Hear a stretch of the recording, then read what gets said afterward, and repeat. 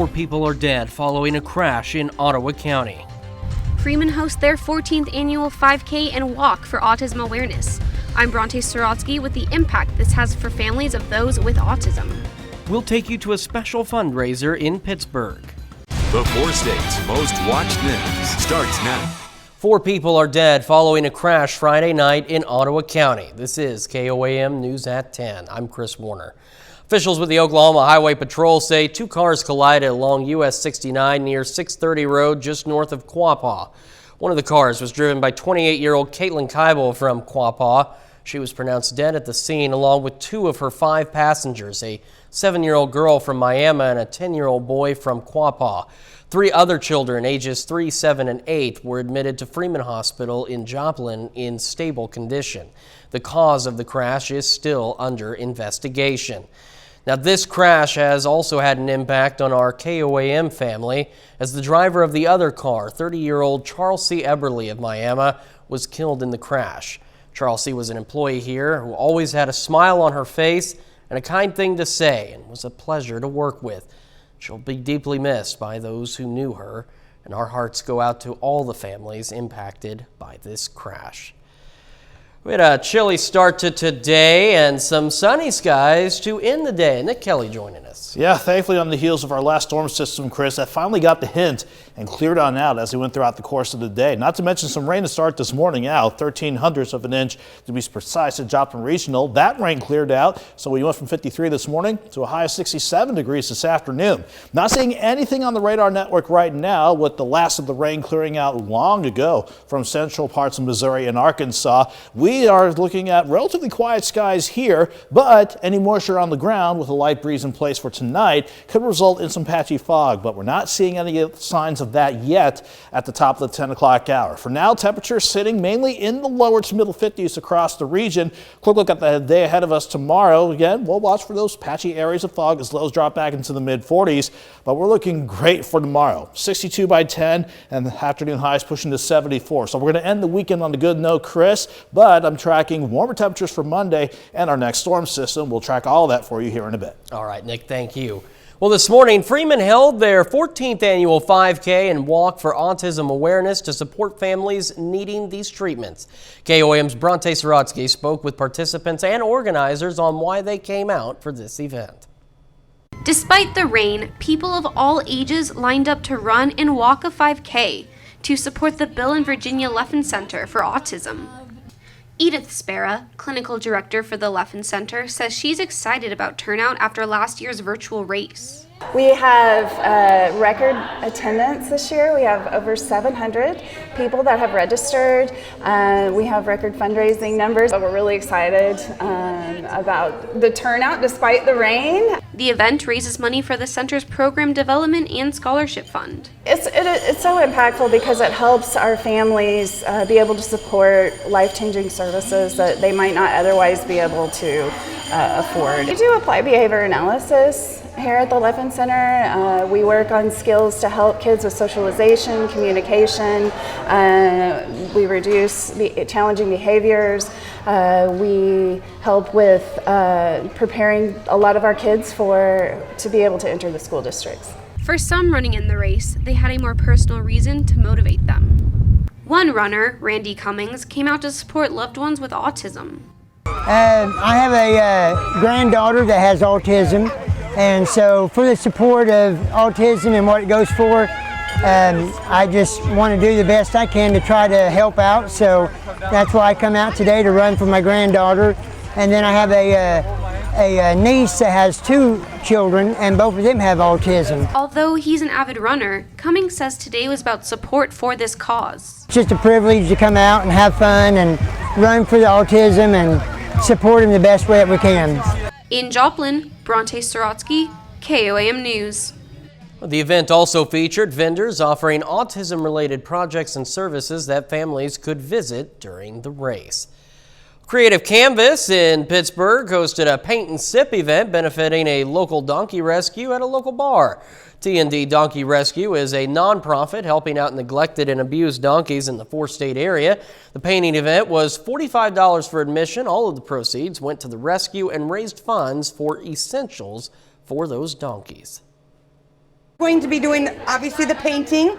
We're going to be painting a barn with some sunflowers and stuff. And then we have a 50-50 raffle. We have a lot of silent auction items. We have door prizes. And obviously a lot of great people, a lot of fun. The money made from admission will go towards essentials for those donkeys, such as medical care and other needs they may have. A sheriff's department in North Carolina finds itself in the national spotlight tonight. 7 of its 55 deputies have been placed on leave after the fatal shooting on Wednesday of a black man, 42-year-old Andrew Brown Jr. CBS's Christina Ruffini has more.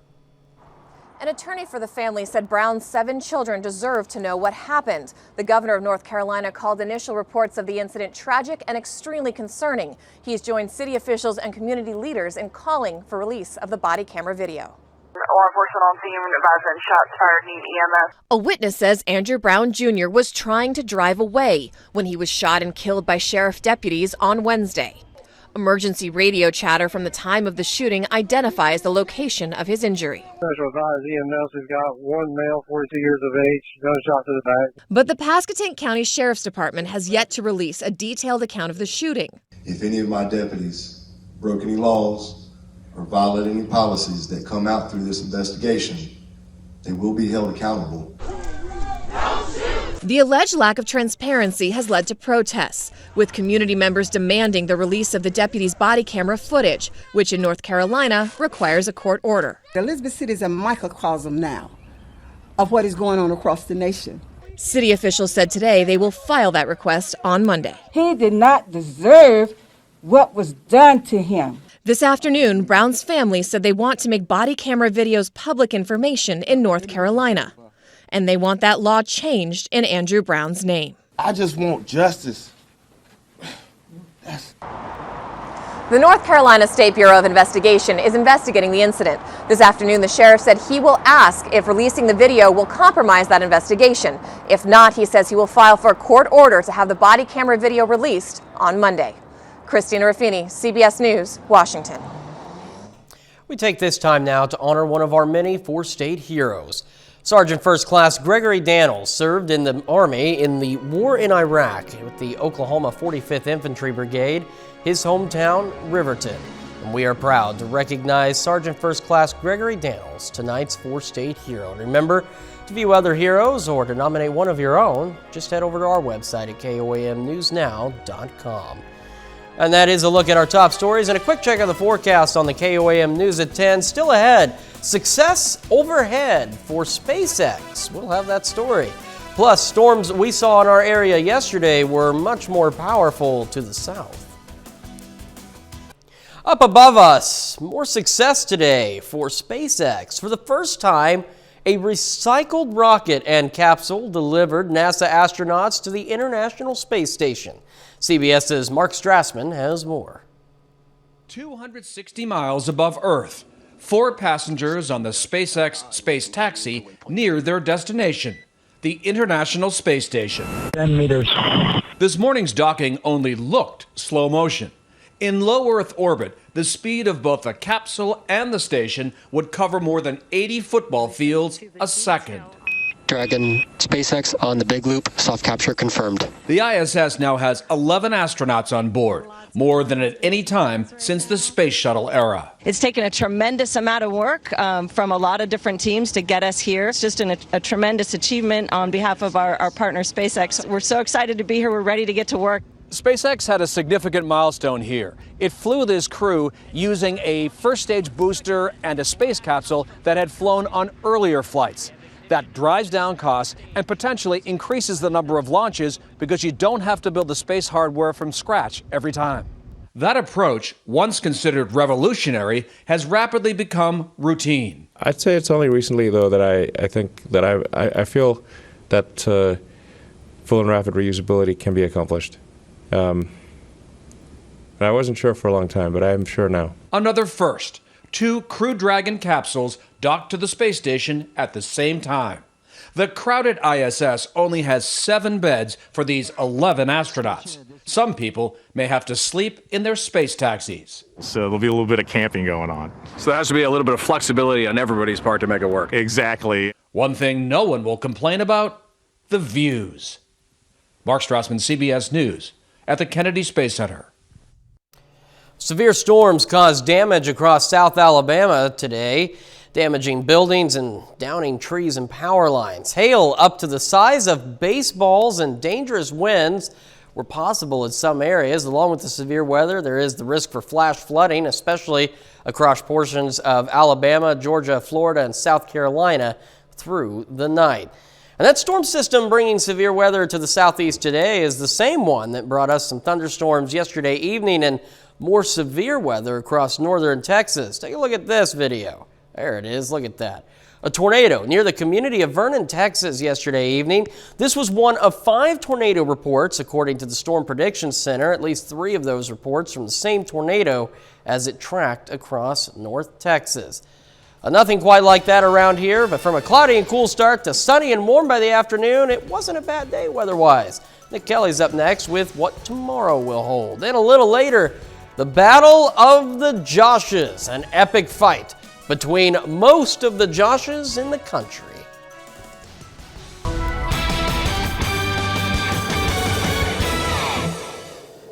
On the heels of our last storm system, we had to start out with some lingering showers and plenty of cloud cover this morning. Fortunately, it didn't last all day. As we proceeded throughout the course of the afternoon, we saw the time-lapse from indigo sky turn partly to mostly sunny right up until sunset this evening, and that's how we looked across the area, not just over the hotel and casino grounds outside of Seneca, Missouri, all because, again, of our last storm system that gave us clouds, rain, and some pretty hefty thunderstorms with some heavier pockets of rain in some spots. All that moisture is well to the east of us now, with maybe a little lingering cloud cover trying to come in from the west. Nothing to worry about, and the chance to dry out after some spots picked up at least half an inch to an inch, but area-wide on the average 0.6 of an inch.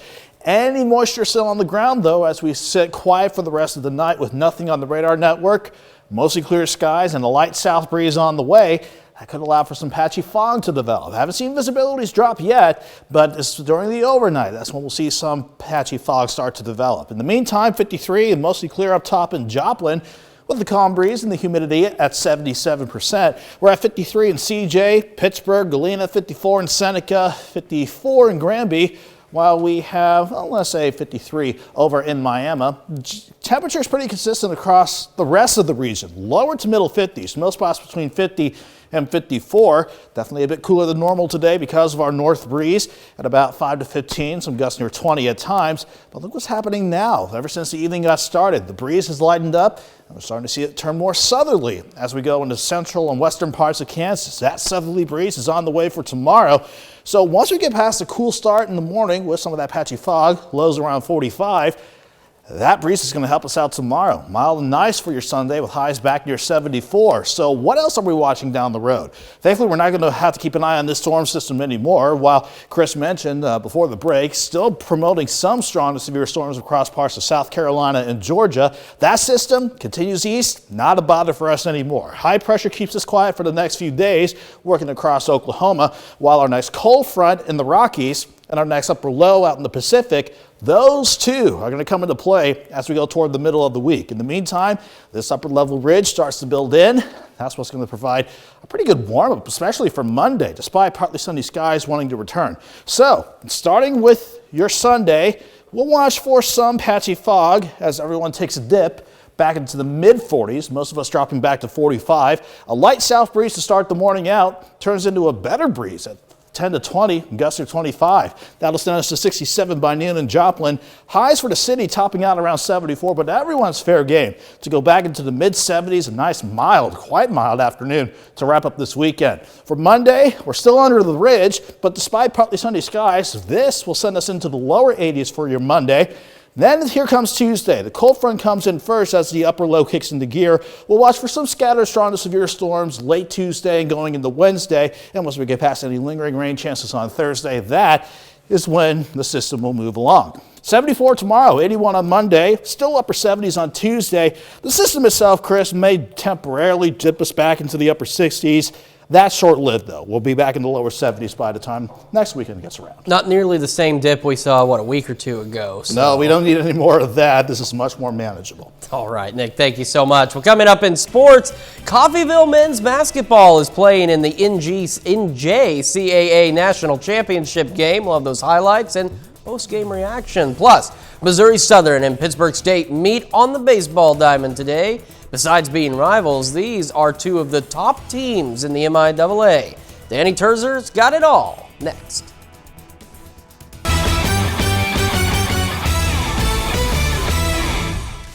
Carl Junction baseball is riding the high of a 4-3 walk-off win against the #1 team in the state.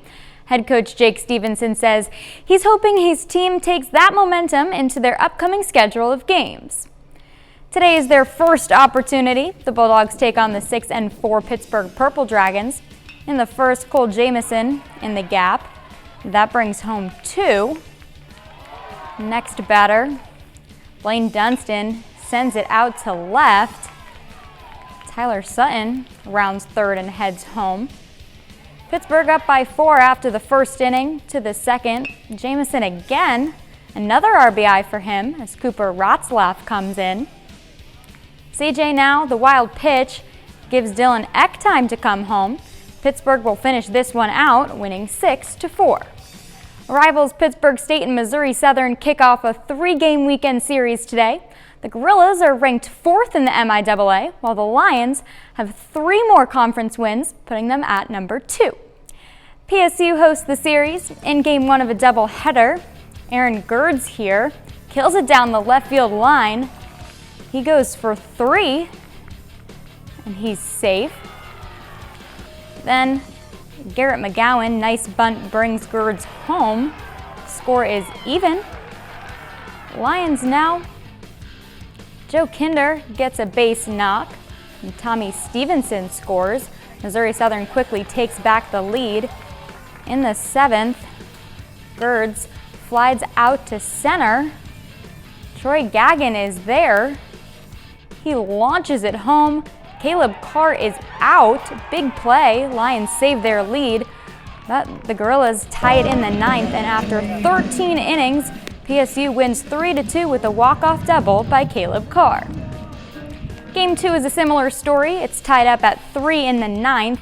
Then Brett Daly homers out to left, and the Gorillas win 4-3. PSU sweeps the doubleheader with back-to-back walk-off wins over Missouri Southern. And Missouri Southern and Pittsburg State track and field athletes will be competing today in the final meet before the MIAA Outdoor Championships. In the men's javelin, Brett Thompson already secured an automatic qualifying mark. He wins today with a throw of 232 feet 5 inches. PSU also finishes at the top in the women's long jump. Trace Mosby in second. Asia Anderson gets first place with a jump of 19 feet 5 inches. The full results from today's events can be found on the sports page at KOAMNewsNow.com. Missouri Southern football wraps up its first spring under head coach Atiba Bradley this afternoon. The Lions played one game this spring, a 21-20 win over Southern Nazarene last month. Today they finish up with their annual green and gold scrimmage. Starting in the second, Dawson Hurl rolls out and airs it out to Reggie Hemphill for the first down. That sets up this. Hurl to Hemphill again. This time, it's in the end zone for the opening score. Green leads 7-0. Ensuing possession, Travier Fields-Jackson takes it up the gut for the touchdown. Game tied up at 7 at half. To the third, the handoff to Taylor Thomas for the TD. The white team gets the win, 21-7.